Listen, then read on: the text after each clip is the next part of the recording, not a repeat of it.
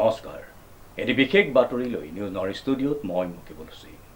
নিশা যোৰহাটৰ নাওবৈচাত ভয়ংকৰ পথ দুৰ্ঘটনা, কথম্পি ৰক্ষা এটা পৰিয়ালৰ। নিউজ নৰ এক বিশেষ প্ৰতিবেদন।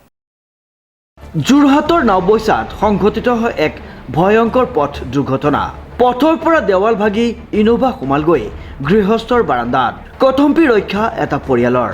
ওচৰ চুবুৰীয়াই জানিবলৈ দিয়া মতে তীব্ৰ বেগত অহা এখনি বিলাসী বাহনে প্ৰথমে এখন পকী দেৱাল এখন দোকান ভাঙি সোমাল গৈ গৃহস্থৰ বাৰান্দাত। লুটিকাই পৰে বাহনখনৰ চালক গাড়ীৰ পৰা বাহিৰ হৈ পৰি যায় চোতালৰ মূৰত।